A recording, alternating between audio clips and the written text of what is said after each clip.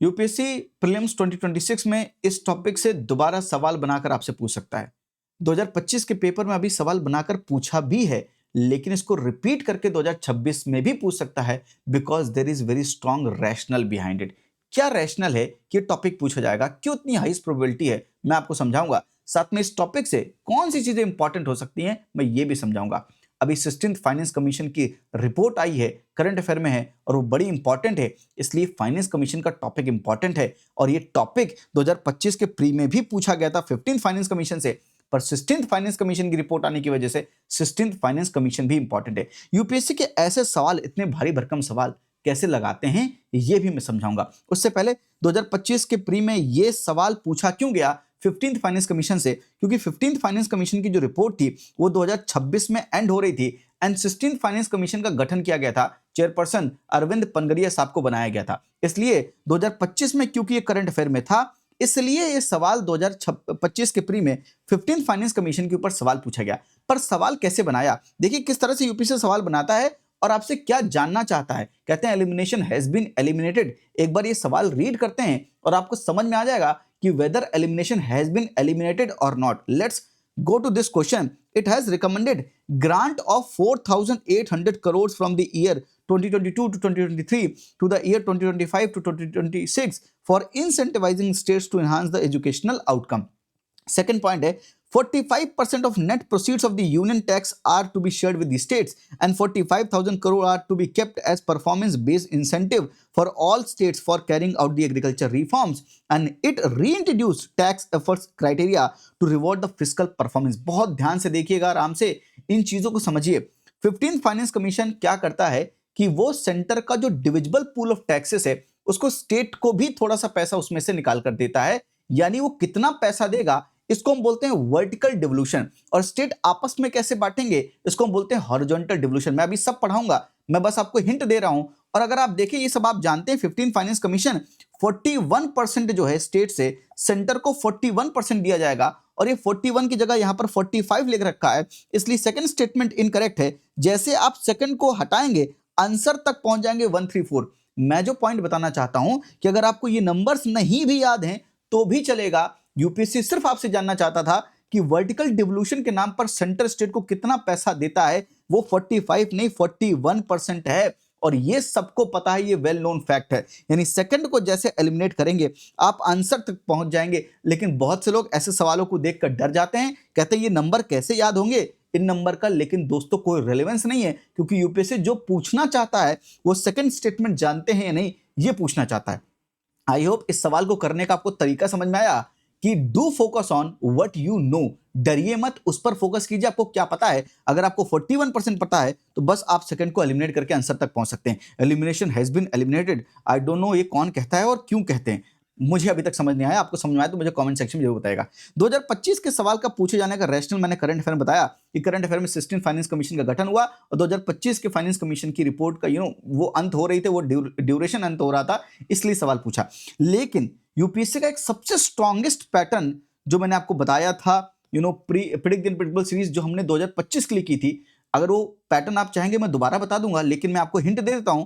एक strongest pattern मैंने बताया था कि जो 1995 के पेपर की जो थीम है यूपीएससी में, वही 2005 में थीम थी, वही 2015 में थीम थी और वही 2025 में थीम्स होंगी। और इसके हिसाब से मैंने आपको पंचायती राज सिस्टम भी बताया था, इंपॉर्टेंट है। मैंने आपको इंडियन रेलवे से भी बताया था कि सवाल पूछा जाएगा, जो कि पूछे गए। और उसी एक सेम लॉजिक से फाइनेंस कमीशन भी इंपॉर्टेंट था पिछली बार, इसलिए 2025 के पेपर में फाइनेंस कमीशन सवाल क्यों पूछा गया, क्योंकि यूपीएससी ने 2015 में भी फाइनेंस कमीशन के ऊपर सवाल पूछ रखा है, that to 14th finance commission के ऊपर सवाल पूछ रखा है।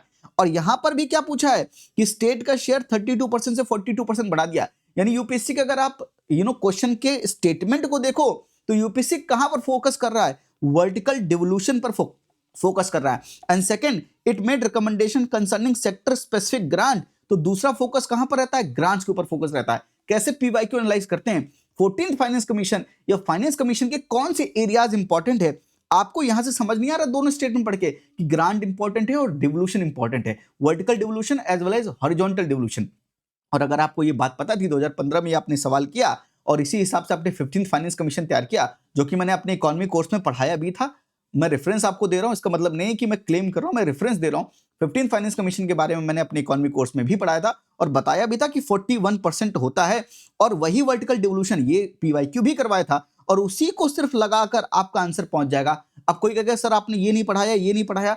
अरे उसकी जरूरत ही नहीं पड़ेगी क्योंकि यूपीएससी ये नहीं चेक कर रहा है कि आपको नंबर आते हैं, वो ये चेक कर रहा है कि आपको जो वेल नोन चीज है जिसके बारे में मैं पूछता रहता हूं वो आता कि नहीं आता। I hope you are getting my point. और ये 2015 में एक थीम था, इसलिए 2025 के पेपर में पूछा भी गया। वो लॉजिक जो मैं आपको बताता हूं वो सटीक बताता हूं, वो लॉजिक फिट बैठता है। लेकिन इस बार 16 फाइनेंस कमीशन क्यों इंपॉर्टेंट होगा? सबसे पहली बात, यूनियन बजट 2026 में 16 finance commission recommends 41% tax devolution to state, increase share to South India. और यहां पर बजट में 16 फाइनेंस कमीशन के ऊपर जब बात हो रही है फिस्कल मैटर्स में, तो 16 फाइनेंस कमीशन न्यूज में है। दूसरी चीज, यूपीएससी ने प्रीवियस ईयर क्वेश्चन भी 2015 में पूछ रखा है। 2023 में देखिए क्या पूछ रखा था, हॉरिजॉन्टल टैक्स डिवोल्यूशन के ऊपर। तो 2015 में वर्टिकल डिवोल्यूशन के ऊपर पूछ रखा है, 2023 में हॉरिजॉन्टल डिवोल्यूशन के ऊपर सवाल पूछ रखा है, किस तरह से स्टेट आपस में किस क्राइटेरिया के बेसिस पर अपने आप में 41% को बांटते हैं आपस में। और 2025 में भी यूपीएससी ने डिवोल्यूशन, वर्टिकल डिवोल्यूशन से सवाल पूछ रखा है। You have to understand. और साथ में देखिए, it reintroduce tax effort criteria in the fiscal performance, यानी यूपीएससी क्राइटेरिया के ऊपर सवाल भी पूछ रहा है। आपको समझना पड़ेगा यूपीएससी का दायरा क्या है। फाइनेंस कमीशन को पढ़ते समय आपको कितना डीप में पढ़ना है, कितनी लेयर आपको टच करना है, ये यूपीएससी के प्रीवियस ईयर क्वेश्चन बता रहे हैं। यानी प्रीवियस ईयर क्वेश्चन ये बता रहे हैं कि क्या चीज इंपॉर्टेंट है और उन इंपॉर्टेंट चीजों में भी, उस एक इंपॉर्टेंट टॉपिक में भी कौन से पॉइंट्स इंपॉर्टेंट है, ये भी आपको प्रीवियस ईयर क्वेश्चन ही सिखा रहे हैं और बता रहे हैं। यानी सेकंड सबसे स्ट्रॉन्गेस्ट लॉजिक ये है 16 फाइनेंस कमीशन के पूछे जाने का कि यहां पर यूपीएससी ने लगातार प्रीवियस क्वेश्चन में पूछा है। थर्ड, यूपीएससी के पैटर्न पर बहुत अच्छा बैठता है। और चौथा, करंट अफेयर में है क्योंकि 16 फाइनेंस कमीशन की रिपोर्ट आई है, इसलिए 16 फाइनेंस कमीशन को छोड़कर इस बार नहीं जा सकते हैं क्योंकि 16 फाइनेंस कमीशन ने बहुत मेजर चेंजेस भी किए हैं। वर्टिकल डिवोल्यूशन, हॉरिजॉन्टल डिवोल्यूशन के क्राइटेरियाज को भी चेंज किया है और कुछ ग्रांट्स को हटा दिया है और कुछ ग्रांट्स को ऐड कर दिया है। ये चीजें हमें देखनी पड़ेंगी और किस तरह से फिस्कल डेफिसिट का टारगेट सेट किया है, ये पूरी चीज आपको समझनी पड़ेगी कि अगर 16 फाइनेंस कमीशन से एक सवाल बना तो इस मात्र एक वीडियो से आपके 2 नंबर सिक्योर हो सकते हैं और अगर 2 सवाल पूछ लिए तो 4 नंबर सिक्योर हो सकते हैं। तो एक टॉपिक से कभी कभी 1-2 सवाल पूछ ही लेते हैं, तो हो सकता है 16 फाइनेंस कमीशन इंपॉर्टेंट है तो आपसे सवाल इस बार प्री में पूछ लिया जाए। तो मैंने आपके लिए पूरा कंटेंट मैं तैयार करके लाया हूं कि 16 फाइनेंस कमीशन में आपको पूरा लॉजिक के साथ समझाता हूं। साथ में अगर आपकी इकोनॉमी वीक है तो 14 फरवरी वैलेंटाइन के दिन से हम अपने इकोनॉमी की क्लासेस स्टार्ट करेंगे and in just 30 lectures I will make you champion in economy. Economy को एकदम बेसिक से लेकर एडवांस लेवल तक पढ़ाऊंगा एंड आई विल गारंटी कि आपकी 90% प्लस एक्यूरेसी रहेगी प्री एग्जामिनेशन में। 20 सवाल आते हैं, अब 18-19 सवाल करेक्ट करके आएंगे इकोनॉमी में और वो भी बिना डरे। इकोनॉमी आपको अंदर तक समझ में आएगी, मैं आपको समझा के छोड़ूंगा और मैं बहुत ज्यादा नहीं, मिनिमम इनपुट पर आपका मैक्सिमम आउटपुट लाऊंगा। एंड जस्ट 299 प्लस जीएसटी में ये कोर्स पर आप एनरोल कर सकते हैं जिसकी लिंक डिस्क्रिप्शन में है। आइए 16 फाइनेंस कमीशन के बारे में समझते हैं।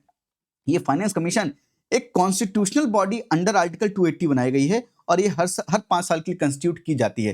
पर इस बॉडी को बनाने का रैशनल क्या है, रीजन क्या है, हम ये बॉडी बना क्यों रहे हैं? समझिए इस बात को, क्योंकि सेंटर बहुत ढेर सारा पैसा कलेक्ट करता है।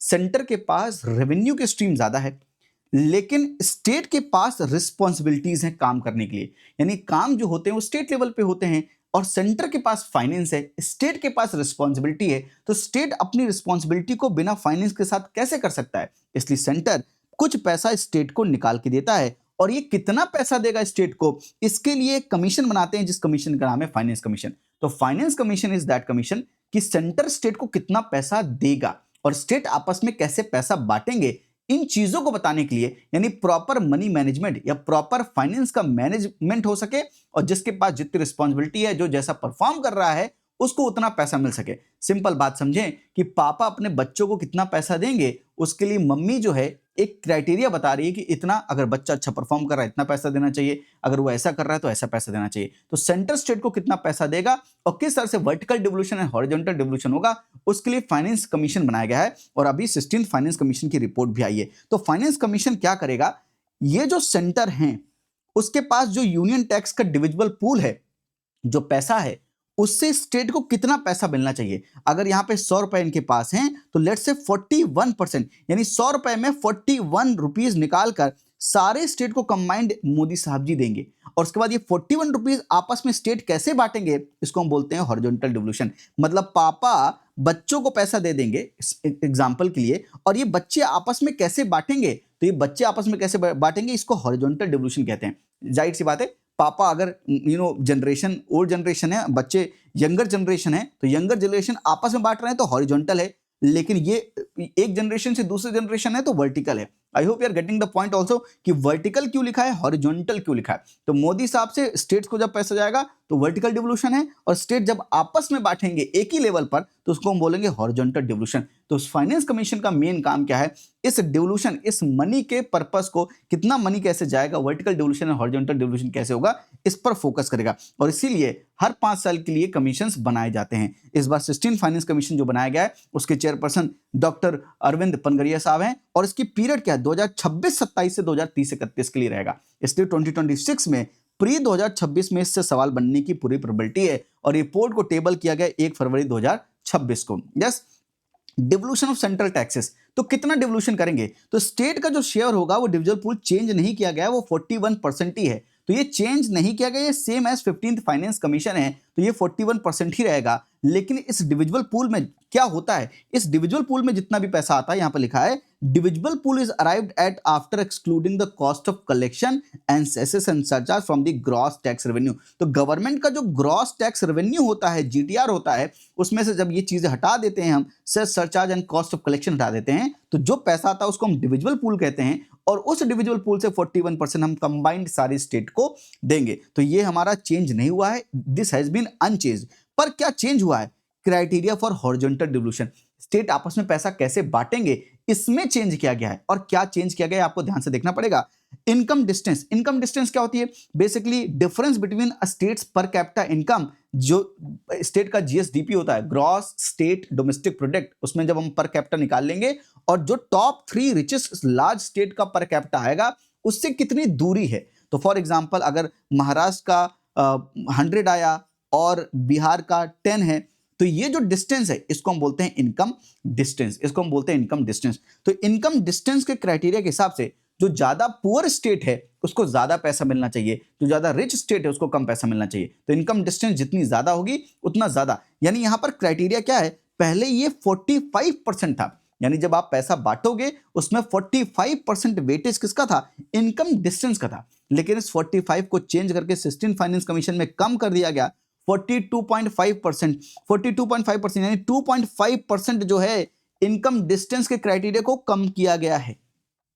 फिर हम पॉपुलेशन 2011 के सेंसस के हिसाब से देखते हैं कि 2011 के सेंसस के अकॉर्डिंग कि किसके कितने पास पॉपुलेशन है, और वो पॉपुलेशन में कैसा, डेमोग्राफी में कैसा कर रहे हैं। इस 2011 के सेंसस के अकॉर्डिंग जिसकी जितनी पॉपुलेशन है उसको उसकी पॉपुलेशन के वेटेज के अकॉर्डिंग हम देते हैं। ये पहला वेटेज 15% था, अभी इसको बढ़ाकर यानी इंक्रीज कर दिया गया है 2.5%। फिर डेमोग्राफिक परफॉर्मेंस देते हैं कि कौन से स्टेट ने अपनी डेमोग्राफी को मजबूत करने के लिए, बहुत पॉपुलेशन को कंट्रोल करने के लिए क्या किया है, किसने कैसे मेजर्स लिए हैं, किसने पॉपुलेशन को कंट्रोल किया है, उसके हिसाब से डेमोग्राफिक परफॉर्मेंस देखते हैं। और उसके हिसाब से पहले 12.5% का इसका वेटेज था और इसको कम करके 10% कम कर दिया गया, 10% कर दिया गया, यानी 2.5% यहां पर भी रिड्यूस कर दिया गया। एरिया, किस स्टेट का कितना एरिया है, पहले उसका वेटेज 15% था, इसको भी कम करके 10% कर दिया गया, 5% वेटेज यहां पर कम कर दिया गया। फॉरेस्ट इकोलॉजी 10% पहले भी था, 10% आज भी है, लेकिन टैक्स एंड फिस्कल एफर्ट पहले हुआ करता था एक क्राइटेरिया जिसको रिमूव कर दिया गया।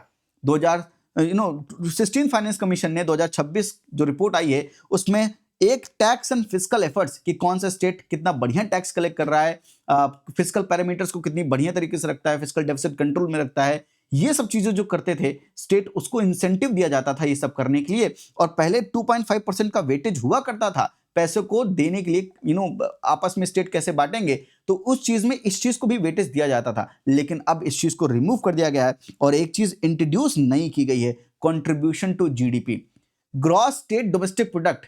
हर एक स्टेट का जीडीपी कितना है और उस जीडीपी में कितना कंट्रीब्यूशन है, उसके हिसाब से स्टेट को, जो स्टेट ज्यादा कंट्रीब्यूट करेगा जीडीपी में उसको ज्यादा पैसे देंगे, जो कम करेगा उसको कम पैसे देंगे। यानी यहां पर 10% का वेटेज नया लाया गया एंड दैट टू 10% का वेटेज दिया गया। अगर आप ध्यान से देखें तो यहां पर 2.5% बढ़ाएगा तो 2.5% कम कर दिया गया, ये चीज बराबर हो गई। साथ में यहां पर 5% एरिया कम किया था एंड 2.5% इनकम डिस्टेंस कम किया था और 2.5% का ये टैक्स एंड फिस्कल एफर्ट्स हटाया था। तो 5 5 10, यहां पे 10% यहां पर इसको यहां पर कंट्रीब्यूशन टू जीडीपी में यहां पर उसको हमने एडजस्ट किया। मतलब 16th फाइनेंस कमीशन ने एक चीज जो रिमूव की है टैक्स एंड फिस्कल एफर्ट्स, एक चीज जो इंट्रोड्यूस की है कंट्रीब्यूशन टू जीडीपी, और बाकियों में जो चेंज किए हैं मैंने आपके सामने लिख दिए हैं। ये हॉरिजॉन्टल डिवोल्यूशन, एक स्टेट आपस में स्टेट कैसे बांटेंगे, उस स्टेट के बांटने का जो क्राइटेरिया है वो इन क्राइटेरिया पर इस वेटेज के अकॉर्डिंग बांटा जाता है, और आपको ये बात समझ आना चाहिए। और इसी क्राइटेरिया के बेसिस पर यूपीएससी ने देखो सवाल भी पूछा था 2023 में, for the horizontal tax devolution 15th Finance Commission used how many of the above criteria other than the population area and income distance? Population area and income distance, other than population area income distance के अलावा कौन सा किया है? Demographic performance किया था 15th finance commission ने, बिल्कुल किया था। Forest and ecology, governance reform किया था, stable government, tax and fiscal effort, ये दोनों किए थे क्या? बिल्कुल नहीं। टैक्स एंड फिस्कल एफर्ट किया है, बिल्कुल किया है। तो यहां पर आंसर क्या हो जाएगा? 1 2 5, कितने होंगे आंसर? आंसर होंगे ओनली 3। इस तरह का यूपीएससी सवाल आपसे 16th फाइनेंस कमीशन के ऊपर भी पूछ सकता है, और यहां पर एक क्राइटेरिया क्या रख सकता है कि contribution to GDP. I hope आपने ये सवाल कर लिया, और 2015 का ये पीवाईक्यू जो है इसका जवाब मुझे कमेंट सेक्शन में दीजिएगा। तो तीनों पीवाईक्यू मैंने आपके लिए करवा भी दिए हैं। साथ में आगे चलते हैं और क्या चेंज किया है। इंपॉर्टेंट डेफिनेशन यहां पे लिख दी है। Grant in aid, total grant 9.47 lakh crore 2026 से 31 तक देंगे। साथ में कुछ ग्रांट्स को डिसकंटिन्यू किया गया है। लोन और ग्रांट में अंतर होता है, क्या अंतर होता है मुझे कमेंट सेक्शन में बताओ। लोन मतलब आपने किसी को पैसा दिया, अब आपको वो प्रिंसिपल प्लस इंटरेस्ट के नाम का जितना भी पैसा होगा उसको आपको रिटर्न करेगा। पर ग्रांट का मतलब होता है कि पैसा दिया है भूल जाओ। जैसे हम दोस्तों को जो देते हैं पैसा, वो लोन नहीं होता दोस्तों, वो ग्रांट ही होता है, क्योंकि वो वापस तो कभी करते नहीं है। तो लोन मतलब किसी ने बैंक से आपने पैसा लिया तो आप प्रिंसिपल और इंटरेस्ट के नाम का पैसा वापस करेंगे। ग्रांट मतलब आपने दे दिया किसी को, अब वो आपको वापस देने वाला नहीं है। तो जो सेंटर स्टेट को ग्रांट देता है उस कुछ ग्रांट्स को उन्होंने डिसकंटिन्यू किया है। For example revenue deficit grant, जब भी स्टेट को रेवेन्यू अकाउंट पे डेफिसिट होता है, जिसे हम रेवेन्यू डेफिसिट कहते हैं, उस रेवेन्यू डेफिसिट को मीट करने के लिए ग्रांट दिया जाता था, इसको डिसकंटिन्यू कर दिया है। सेक्टर स्पेसिफिक ग्रांट, कुछ सेक्टर को इनकरेज करने के लिए पहले सेंटर ग्रांट देता था, इसको भी हटा दिया गया है। और साथ में स्टेट स्पेसिफिक ग्रांट्स भी हटा दिए गए हैं। ये तीनों ग्रांट्स जो है डिसकंटिन्यू कर दिए गए हैं, और कुछ ग्रांट्स अभी भी हैं, जैसे कि local body grants. Local body grants में total rural urban local body को हमने रूरल लोकल बॉडी को 4.35 लाख करोड़ दिया है, अर्बन लोकल बॉडी को 3.56 लाख करोड़ दिया जाएगा। ये नंबर या इंपॉर्टेंट नहीं है, पर हाँ थोड़ा सा देख लेंगे तो याद रहेगा, क्योंकि नंबर कितने करोड़ है उस तरह का यूपीएससी ने प्री 2025 में सवाल पूछा है।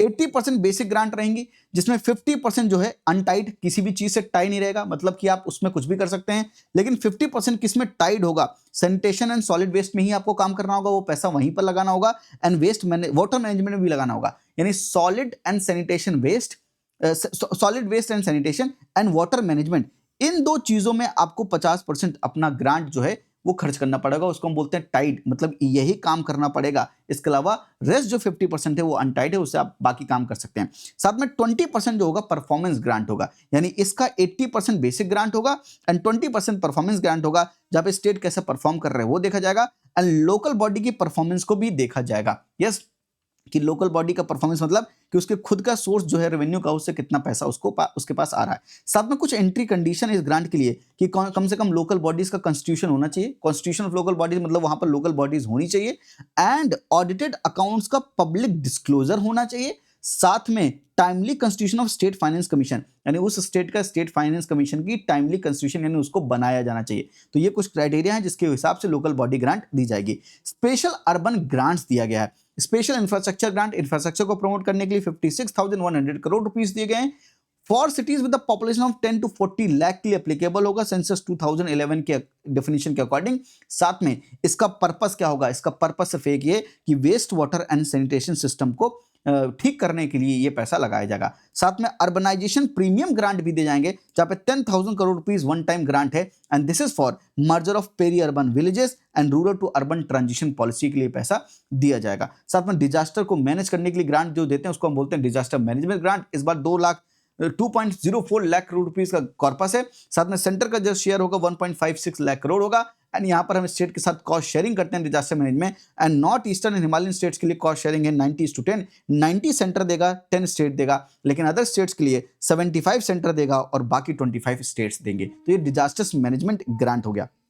साथ में fiscal road map and debt के ऊपर बात की कि क्या टारगेट्स होने चाहिए। तो अभी सेंटर का फिस्कल डेफिसिट का टारगेट 3.5% जीडीपी होगा 2030-31 के लिए। राइट नाउ नेक्स्ट फाइनेंशियल के लिए 2026-27 के लिए टारगेट है, जो कि बजट में बोला गया 4.3%। और इस 4.3% से भी कम करते करते हम 2030-31 तक 3.5% ऑफ जीडीपी हम अपना फिस्कल डेफिसिट रखना चाहते हैं। और स्टेट का भी फिस्कल डेफिसिट जो होगा वो 3% ऑफ उनका ग्रॉस स्टेट डोमेस्टिक प्रोडक्ट के बराबर होना चाहिए। साथ में ऑफ बजट बोरविंग, जो बजट में बोरविंग शो नहीं करते हैं उसको हम बोलते हैं ऑफ बजट बोरविंग। कि गवर्नमेंट जब बजट में जो पैसा लोन में लेकर जो पैसा शो नहीं करना चाहती, for example food corporation of India से कहा कि आप कहीं से लोन लेकर अभी आप फूड ग्रेन जो है प्रोक्योर कर लो, तो वो जो पैसा फूड कॉर्पोरेशन ऑफ इंडिया ने लोन में लिया उसको हम ऑफ बजट बोरविंग कहेंगे, क्योंकि गवर्नमेंट अपने बजट में उस चीज को शो नहीं करेगी। तो ऑफ बजट बोरविंग को कहा गया it to be strictly discontinued, इसको हटा दिया जाए and included in the deficit calculation, और इसको डेफिसिट कैलकुलेशन इंक्लूड किया जाए ताकि एक सही पिक्चर दिख के आए कि कितना एक्चुअल लोन हम ले रहे हैं, कितना एक्चुअल हम बोरो कर रहे हैं। कंबाइंड डेट जो सेंटर स्टेट का होना चाहिए 2026-27 में 77.3% ऑफ जीडीपी है, और इसको कंबाइंड सेंटर प्लस स्टेट का 2030-31 तक 73.1% तक हम कर देंगे। और एफआरबीएम के भी कुछ टारगेट थे, उसके बारे में मुझे आप कमेंट सेक्शन में जरूर बताइएगा। साथ में पावर सेक्टर में रिफॉर्म किया गया है। पहली बार पावर सेक्टर का पैट, प्रॉफिट आफ्टर टैक्स, ये पॉजिटिव आया है। और ये बड़ी अच्छी बात है कि जो पावर सेक्टर में रिफॉर्म लिए गए हैं अंततः उसके रिजल्ट आपको शो करने दिखने शुरू हो गए हैं। और पावर सेक्टर के ऊपर इस बार सवाल भी पूछा जा सकता है यूपीएससी का। फोकस एनर्जी सेक्टर के ऊपर बहुत है।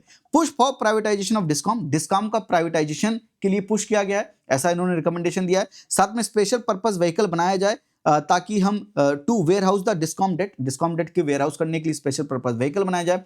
And debt repayment allowed via special assistance for capital investment and assistant release only after privatisation. अगर प्राइवेटाइजेशन होगा उसके बाद ही आप असिस्टेंस को रिलीज भी कीजिए। तो कुछ रिफॉर्म्स के बारे में बात किए। साथ में सब्सिडी के रैशनलाइजेशन के बारे में बात किए कि जो सब्सिडीज हैं वो गवर्नमेंट का एक रेवेन्यू एक्सपेंडिचर है, और सब्सिडी का रैशनलाइजेशन की वजह से गवर्नमेंट के एक्सपेंडिचर में एफिशिएंसी आएगी and that is much more important. तो उसकी वजह से फिस्कल डेफिसिट भी कंट्रोल होगा। रिव्यू अनकंडीशनल कैश ट्रांसफर को रिव्यू किया जाए। इंट्रोड्यूस क्लियर एक्सक्लूजन क्राइटेरिया कि क्या क्या चीजें हम कवर नहीं करेंगे, क्या क्या चीजें हम एक्सक्लूड कर रहे हैं, और यूनिफॉर्म सब्सिडी काउंटिंग को किया जाए। साथ में no off budget financing of subsidies के लिए कोई भी ऑफ बजट फाइनेंसिंग बिल्कुल मत कीजिए, यह कहा गया है 16 फाइनेंस कमीशन के द्वारा। साथ में state public sector enterprise SPSC कहा गया स्टेट पब्लिक एंटरप्राइज जो गवर्नमेंट ओन एंटिटी है उनको अगर वो काम नहीं कर पा रही हैं तो उनको बंद कर दिया जाए। Closure and review of 308 inactive SPSCs. And साथ में जो loss making public sector units हैं 3 आउट ऑफ 4 जो 4 साल में 3 साल में जो लॉस मेकिंग है उनको कैबिनेट के पास भेजा जाए उनको रिव्यू करने के लिए, और उनके पास कुछ ऑप्शन दिया जाए कि या तो उसको बंद कर दो, या तो प्राइवेटाइज कर दो, या तो फिर कंटिन्यू करके उसको प्रॉफिट में लाया जाए। तो इस तरह का रिकमेंडेशन दिया है पब्लिक सेक्टर एंटरप्राइजेस के लिए। And these are everything that is needed for 16 finance commission question. अगर 2026 के प्री में इस 16 फाइनेंस कमीशन से सवाल पूछा गया तो इसका जवाब आप आराम से दे पाएंगे। 2015 के इस सवाल का जवाब जरूर दीजिएगा। साथ में अगर इकोनॉमी में दिक्कत आ रही है तो इकोनॉमी कोर्स फॉर प्री 2026 जरूर देखिएगा, लिंक डिस्क्रिप्शन में। और इसकी पीडीएफ अगर आपको चाहिए तो इसकी पीडीएफ, क्योंकि ये प्रिडिक्ट द अनप्रिडिक्टेबल सीरीज का पार्ट है, तो अगर आप जाकर ऐप में देखेंगे तो एक कोर्स बना हुआ है free of cost predict the unpredictable course, जहां पर अभी तक जितने भी पीडीएफ्स मैंने प्रिडिक्ट द अनप्रिडिक्टेबल सीरीज की वीडियोस के लिए दी हैं वहां पर ये पीडीएफ में ऐड कर दूंगा, और ये पीडीएफ आप जाकर वहां से डाउनलोड कर सकते हैं। तो 16 फाइनेंस कमीशन के बारे में आपके लिए रिक्वायर्ड कंटेंट, प्रिसाइज कंटेंट है। अब इसके बाहर यूपीएससी नहीं पूछ सकता है, लेकिन पूछे जाने की प्रोबेबिलिटी बहुत ज्यादा थी, तो मैंने पूरा 16 फाइनेंस कमीशन आपके लिए कवर भी करा दिया है। आई होप ये वीडियो से आपने कुछ गेन किया होगा, साथ में प्रीवियस क्वेश्चंस को कैसे एनालाइज करते हैं वो भी आपने समझा होगा। अपना ख्याल रखिए, अच्छा लगे तो लाइक कर दीजिए, सब्सक्राइब कर लीजिए ताकि इस चैनल की वीडियोस आप तक पहुंचें और आप इनको देख पाएं और उससे कुछ गेन कर पाएं। शायद यूपीएससी प्री एग्जामिनेशन में कुछ हेल्प हम भी आपकी कर पाएं और आप बेहतर परफॉर्म कर पाएं। आज के लिए इतना ही। हंसते रहिए, मुस्कुराते रहिए। थैंक यू, नमस्ते, जय हिंद।